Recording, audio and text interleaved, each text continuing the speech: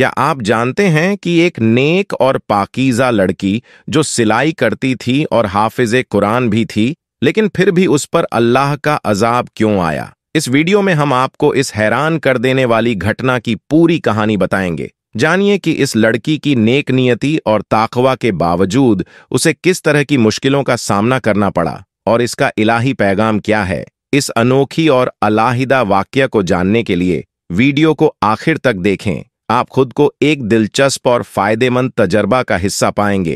प्यारे दोस्तों, आज हम आपको एक नेक लड़की के बारे में बताएंगे जो हाफिज़े कुरान थी और लोगों के कपड़े सिलाई करके अपनी रोजी रोटी चलाती थी। क्यों अजाब का शिकार बनी? उसकी कब्र का हाल जानकर हर कोई दंग रह गया। वह इतनी नेक औरत थी, लेकिन जब उसकी मां ने उसके बारे में सच्चाई उजागर की तो जानकर सभी के रोंगटे खड़े हो गए। इस वाकये को ध्यान से देखें और सुने, क्योंकि बहुत सी औरतें कपड़े सिलाई करते समय अनजाने में ऐसी गलतियां करती हैं। आज की यह घटना एक सबक है, खासकर उन औरतों और मर्दों के लिए जो सिलाई कढ़ाई जैसे काम करते हैं। अनजाने में वे ऐसा गुनाह कर सकते हैं जिसकी वजह से उन्हें बहुत सख्त अजाब का सामना करना पड़ सकता है। तो चलिए शुरू करते हैं आज के इस तजर्बे से भरे वाकये का। किसी दूर दराज शहर के इलाके में यास्मीन नाम की एक लड़की अपनी मां के साथ रहती थी। उसके पिता का इंतकाल हो चुका था और उसकी मां ने यास्मीन को कुरान पाक का हिफ्ज कराया, स्कूल की तालीम दी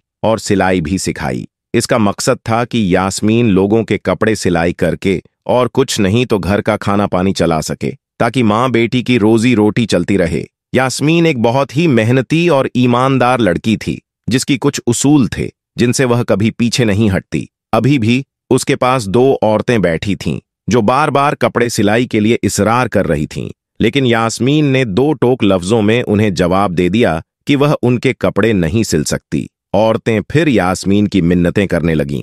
यास्मीन, खुदा के वास्ते इनकार मत करो। तुम तो जानती हो कि तुम सबके कपड़े सिलाई करती हो और बहुत अच्छी सिलाई करती हो। हमारे कपड़े भी सिल दो। हमने बहुत महंगे कपड़े खरीदे हैं। हम किसी ऐसे दर्जी को अपने कपड़े देकर खराब नहीं करवाना चाहते। तुम जानती हो कि पूरे गली मोहल्ले की औरतें तुम्हारे पास ही आती हैं। तुम कम दाम में बेहतरीन सिलाई करती हो और कपड़े पहनने में भी बहुत अच्छे लगते हैं। यास्मीन ने कहा, लेकिन जैसा डिजाइन आप लोग चाह रही हो, मैं ऐसे कपड़े नहीं सिलती। इन कपड़ों में पूरे बाजू नजर आएंगे और सलवार का डिजाइन भी ऐसा होगा कि पिंडलियों से ऊपर पांव दिखेंगे। तौबा तौबा, मैं ऐसे कपड़े कैसे सिल सकती हूं? यास्मीन ने यह कहकर साफ साफ इनकार कर दिया। उन औरतों ने कहा, हम तुम्हें 500 सिलाई देने के बजाय 1000 रुपए देंगे। हमें तुम्हारी सिलाई बहुत पसंद है। तुम बहुत ही फाजल से काम करती हो। यास्मीन खड़ी हुई और कहने लगी, नहीं बाजी, मैं सिलाई नहीं करूंगी। और फिर वह अपने किचन की ओर चली गई। यास्मीन की अम्मा ने शर्मिंदगी से उन दोनों औरतों से माफी मांगी और कहा, मेरी बेटी थोड़ी पर्दे की पाबंद है, इसीलिए वह इस तरह के कपड़े नहीं सिलती। जब दोनों औरतें चली गईं, तो यास्मीन की अम्मा ने यास्मीन से कहा, बेटी, तुम क्यों अपनी रोजी को नुकसान पहुंचा रही हो? आखिर तुम कपड़े सिलाई क्यों नहीं करना चाहती थी? इससे कुछ पैसे तो मिल जाते। यास्मीन ने जवाब दिया, अम्मा, मैं ऐसे बेहयाई वाले कपड़े किसी को सिलकर नहीं दे सकती। इतना कहकर यास्मीन अपना दुपट्टा सही करते हुए वजू करने चली गई और उसकी अम्मा भी चुप हो गई। जब भी यास्मीन अपनी अम्मा से कोई बात करती, वह इसी तरह के जवाब देती थी। यास्मीन की अम्मा को अपनी बेटी से बहुत मोहब्बत थी। वह खुद भी लोगों के घरों में काम करके आती थी, जबकि यास्मीन घर पर मेहनत करती थी। इसी तरह यास्मीन ने अपने पूरे दहेज का सामान तैयार कर लिया। फिर यास्मीन की मां ने एक अच्छा लड़का देखकर यास्मीन की शादी कर दी। वह लड़का गरीब जरूर था, लेकिन यास्मीन की बहुत इज्जत करता था। शादी के समय यास्मीन की मां ने कहा, मेरा तो कोई सहारा नहीं है मेरी बेटी के अलावा, इसलिए मैं अपनी बेटी और दामाद को अपने घर पर ही रखूंगी। वे लोग भी मान गए। इस तरह शादी के बाद यास्मीन अपने पति के साथ अपनी मां के घर पर ही रहने लगी। यास्मीन का शौहर जितने भी पैसे कमाता था, घर का गुजारा फिर भी मुश्किल था। इसलिए यास्मीन को कपड़े सिलाई करना जारी रखना पड़ा, ताकि वे अपनी रोजमर्रा की जरूरतों को पूरा कर सकें। वक्त इसी तरह गुजरता गया और यास्मीन प्रेग्नेंट हो गई। अब कपड़े सिलाई करना यास्मीन के लिए बहुत मुश्किल हो रहा था। इसी बीच यास्मीन को खुशखबरी मिली कि वह मां बनने वाली है, लेकिन उधर उसके शौहर ने घर आकर बताया कि उसे नौकरी से निकाल दिया गया है। यास्मीन यह सुनकर बहुत परेशान हो गई और रोने पीटने लगी। अब मेरा क्या होगा? मैं इस हालात में भी कपड़े सिलाई करूंगी, क्या मुझे सुकून नहीं मिल सकता? हालांकि यास्मीन का शौहर उसका बहुत ख्याल रखता था। जब वह कपड़े सिलाई करने बैठती तो यास्मीन को वहीं बैठकर चाय भी बना देता, कभी खाना भी बना देता और बाहर नौकरी देखने भी जाता था। लेकिन अब अक्सर ही यास्मीन की अपने शौहर से काम के सिलसिले में बहस हो जाती थी। यास्मीन अपने शौहर के साथ बदतमीजी और बदजुबानी करने लगी, जिससे घर का माहौल तनाव से भरने लगा। जब शौहर खाना खाने बैठता तो यास्मीन अक्सर यह कह देती, काम के ना काज के, दुश्मन अनाज के। ये बेचारा मजबूरी में दो नेवाले खाता और उठकर बाहर चला जाता। हालांकि वह रोज काम ढूंढने जाता था, लेकिन अल्लाह की मर्जी थी कि उसे काम नहीं मिल रहा था। ऐसा करते करते आखिरकार वह दिन आ गया जब यास्मीन के घर बेटी पैदा हुई। यास्मीन का शौहर और उसकी मां बच्ची को देखकर बहुत खुश हुए। यास्मीन का शौहर तो बच्ची की खुशी में घर घर मिठाइयां बांट रहा था। इसी खुशी के बीच यास्मीन के शौहर को एक नई नौकरी भी मिल गई। हालांकि जहां यास्मीन के शौहर को काम मिला, वहां का ठेकेदार बहुत ही सख्त मिजाज था। वह मजदूरों के साथ बदतमीजी से पेश आता और सिर्फ काम ही उसे प्यारा था। लोग मजबूरी के तहत उसके पास काम करते थे और वह अक्सर मजदूरों को गंदी गालियां भी दे देता था। यास्मीन के घर का गुजारा मुश्किल हो रहा था। जब बेटी थोड़ी बड़ी हुई तो यास्मीन ने फिर से सिलाई का काम शुरू कर दिया, ताकि उसकी बेटी का खर्च भी पूरा हो सके। जो भी औरतें कपड़े सिलवा कर ले जातीं, उनके कपड़ों से जो बचे हुए कपड़े होते, वे औरतें वही यास्मीन को दे देतीं। यास्मीन उन्हीं कपड़ों से अपनी बेटी के छोटे छोटे फ्रॉक सिल देती और उसे पहनाती। इसी तरह वह अपनी जिंदगी गुजारती रहती, क्योंकि यास्मीन के शौहर की कमाई इतनी नहीं थी कि ज्यादा खर्च चला सके। बिजली का बिल और घर का खर्च बस शौहर ही पूरा कर सकता था। फिर एक दिन अल्लाह की मर्जी से ऐसा हादसा हुआ कि उनके घर में जैसे जलजला सा आ गया। यास्मीन का पैर अचानक सीढ़ी से फिसल गया और वह पहली सीढ़ी से गिरते हुए आखिरी सीढ़ी तक आ गिरी। उसके सिर से इतना खून बह गया कि यास्मीन की मां रोने और चिल्लाने लगी। पूरा मोहल्ला उनके घर में इकट्ठा हो गया। जल्दी से यास्मीन के शौहर को खबर दी गई। जुम्मे का दिन था और यास्मीन का शौहर काम पर गया था, ये सोचकर कि आज अगर उसे एक्स्ट्रा पैसे मिलेंगे तो वह अपनी बेटी के लिए खिलौने खरीद लेगा। उस दिन वहां कोई अन्य मजदूर भी काम नहीं कर रहा था। जब यास्मीन के शौहर को बीवी की ऐसी बुरी खबर मिली तो उसने जल्दी से ताले लगाकर घर की ओर दौड़ लगाई, चाबी अपनी जेब में रख ली और जल्द से जल्द घर पहुंचने की कोशिश की। डॉक्टर के पास ले जाते हुए यास्मीन रास्ते में ही दम तोड़ गई। यास्मीन के शौहर को उसकी कई बातें याद आ रही थीं और वह तड़प तड़प कर रो रहा था। यास्मीन की मां भी चीख चीख कर रो रही थी। यास्मीन का शौहर और भी ज्यादा रो रहा था, क्योंकि उसकी मासूम सी बेटी के बारे में सोचते हुए वह अंशाश में था कि उसे बिना मां के कैसे पालेगा। अभी तो वह इतनी छोटी थी कि मां का दूध पीती थी। इन सब विचारों ने उसे और भी ज्यादा दुखी कर दिया। यास्मीन की अचानक मौत पर हर कोई अफसोस करने लगा। कोई नहीं जानता था कि एक जवान लड़की इतनी जल्दी और इतनी खामोशी से इस दुनिया से चली जाएगी। यास्मीन की नेकी और परहेजगारी की सब तारीफ कर रहे थे। सभी जानते थे कि वह कितनी नेक और हर किसी का ख्याल रखने वाली थी, और यही वजह थी कि उसकी अच्छाई और ईमानदारी की हर कोई सराहना कर रहा था। यास्मीन की मां और शौहर का रो रो कर बुरा हाल हो गया। दोनों गम से निहाल थे। फिर तदफीन का समय आया और यास्मीन का जनाजा पढ़ाया गया। यास्मीन को करीबी कब्रिस्तान में दफना दिया गया। दफनाते समय यास्मीन का शौहर कब्र के अंदर उतरा और उसी दौरान उसकी जेब से चाबियां गिर गईं, जो उसने ताले लगाने के बाद रखी थीं। शौहर को इस बात का पता ही नहीं चला और वह घर लौट आया। शाम होते ही सभी लोग अपने अपने घरों को चले गए। सबके जाने के बाद घर बिल्कुल वीरान सा हो गया। यास्मीन की सिलाई मशीन सामने रखी हुई थी, जिसे देखकर उसकी मां बार बार रोने लग जाती। पहले बेवा होने का दुख और अब बेटी के चले जाने और नन्ही पोती के अकेले रह जाने का दुख उसे बार बार सता रहा था। यास्मीन के शौहर ने यास्मीन की मां को संभाला और अपनी बच्ची को गोद में लिया, लेकिन एक मां को कहां करार आता। जो बेटी अपनी मां की बाजू बनकर खड़ी थी, वह इतनी जल्दी और अचानक चली गई। यास्मीन की मां को यकीन ही नहीं आ रहा था। वह बार बार यही कहे जा रही थी, अभी अभी तो मेरी बेटी कपड़े सिलाई कर रही थी, ये सब क्या हो गया। उसे इस बात पर विश्वास नहीं हो रहा था कि उसकी बेटी अब इस दुनिया में नहीं है। यास्मीन की नन्ही बेटी भी बिलक बिलक कर रो रही थी। यास्मीन का शौहर चाहता था कि वह अगले 2-3 दिन काम पर न जाए, ताकि वह अपनी बेटी का अच्छे से ख्याल रख सके, और वो बीवी की मौत के गम में भी निढाल था। वह अपने मालिक को बताना चाहता था कि वह अगले 3 दिन काम पर नहीं आएगा, लेकिन जैसे ही यास्मीन के शौहर ने अपनी जेब में हाथ डाला, उसे चाबियां नहीं मिलीं। वह सोच में पड़ गया कि ये चाबियां आखिर कहाँ गईं। बहुत सोचने के बाद उसे याद आया कि उसने चाबियां अपनी जेब में रखी थीं। यास्मीन की मां ने अपने दामाद के परेशानी भरे चेहरे को देख लिया और पूछा, नबील बेटा, क्या बात है? तब नबील ने अपनी सास को बताया, मां, मेरी जेब में चाबियां थीं, लेकिन अब पता नहीं कहाँ गिर गईं। मुझे नहीं पता, क्या वे मस्जिद में गिर गईं या कब्रिस्तान में। उसी वक्त नबील के जहन में यह बात आई कि जब वह कब्र के अंदर उतरा था, कहीं चाबियां वहीं तो नहीं गिर गई थीं। यह सोचते ही वह बहुत ज्यादा परेशान हो गया, क्योंकि ठेकेदार एक अत्यंत कठोर और सख्त आदमी था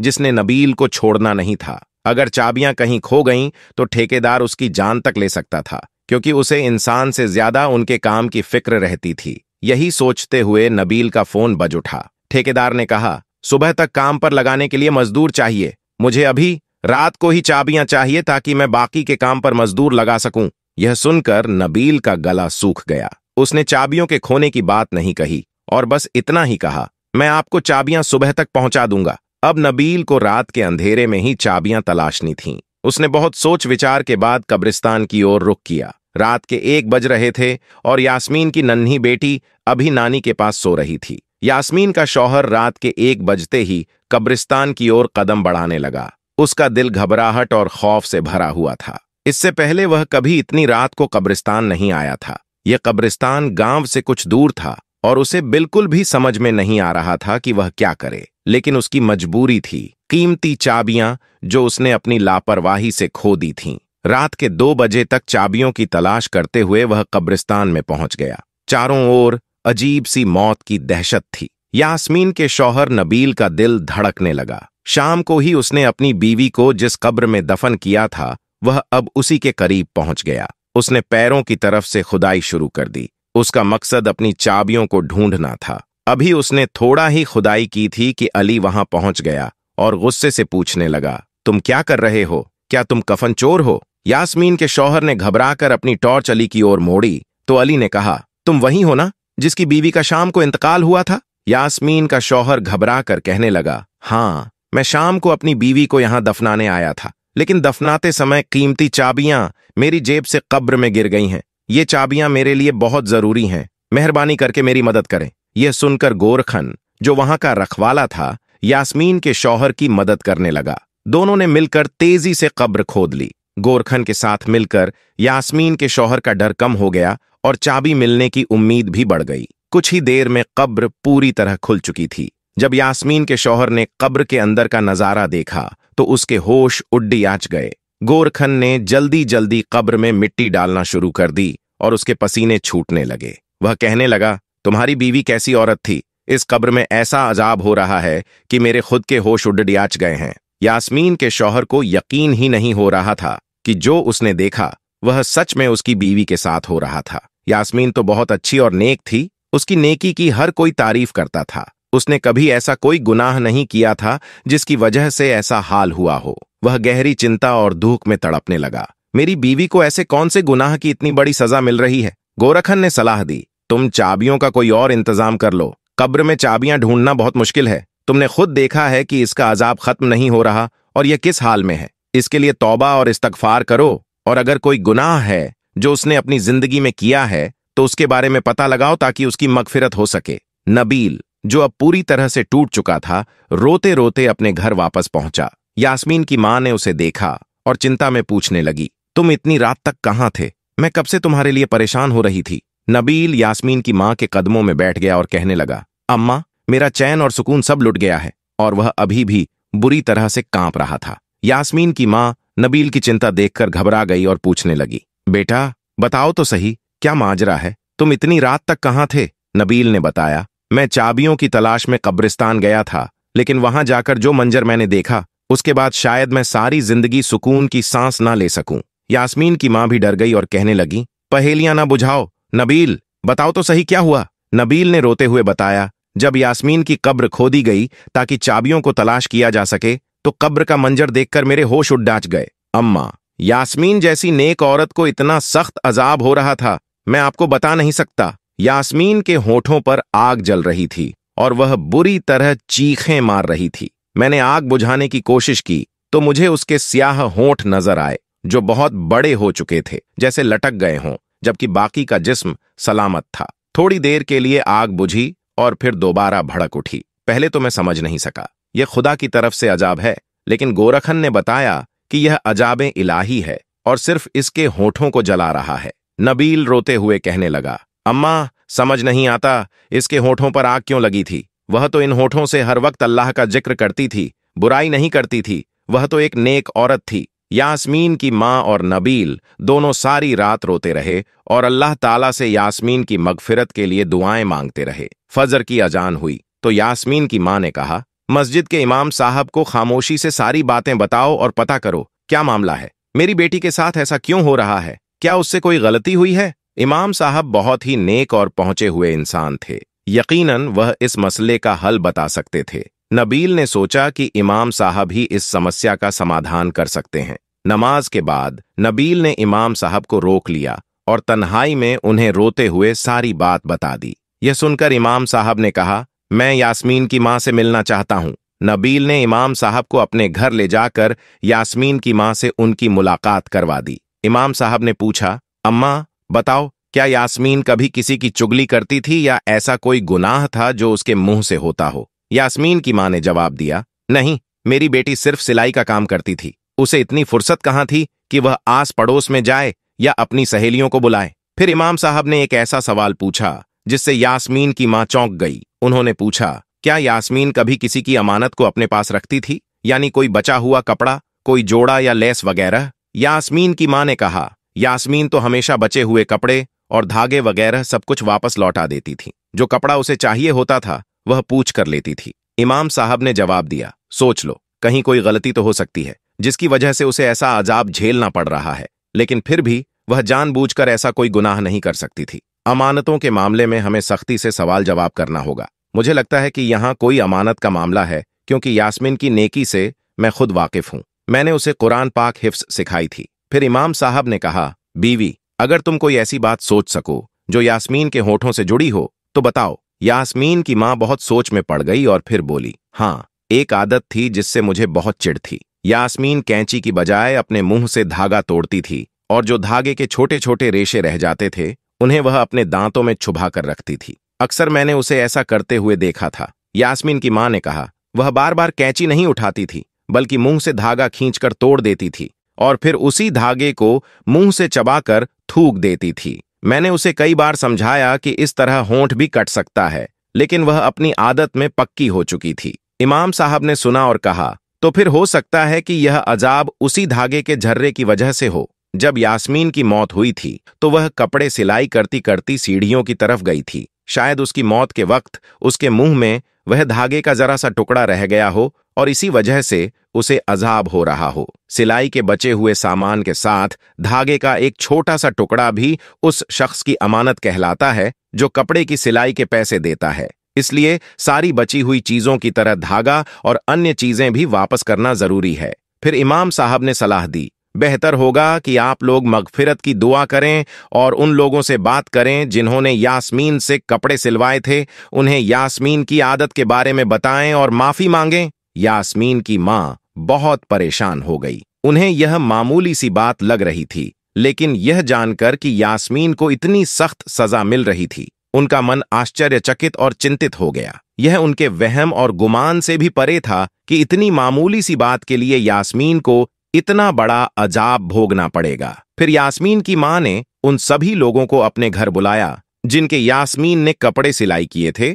और उन्हें यास्मीन की छोटी सी आदत के बारे में बताया। उसने सबसे यास्मीन की मगफिरत के लिए दुआ की गुजारिश की और हाथ जोड़कर माफी मांगी। चूंकि यह कोई बड़ी बात नहीं लग रही थी, इसलिए सभी ने फौरन माफ कर दिया। कुछ लोगों के लिए तो यह गलती भी नहीं लगती थी, लेकिन जो बात इंसान के नजदीक मामूली सी लगती है, अमल में वह अक्सर गंभीर हो सकती है। यहां मामला अमानत का था, शायद इसलिए यास्मीन को सजा मिली थी। सभी लोग यास्मीन की नेकियों से वाकिफ थे और उसे माफ कर दिया। उसी रात यास्मीन की मां ने नबील से कहा, जल्दी से दोबारा चाबियों के लिए कब्र खोदो और देखो कि अंदर का मंजर क्या है, क्या अजाब हट गया है। यास्मीन की मां जानना चाहती थी कि अज़ाब के पीछे असल वजह क्या थी और क्या वाकई एक छोटे से धागे ने इतना बड़ा असर डाला था। नबील ने फिर गोरखन के पास जाकर उनकी मदद से कब्र खोदी। अंदर जाकर देखा कि यास्मीन की मैयत पूरी तरह ठीक थी, उसके पास से खुशबू आ रही थी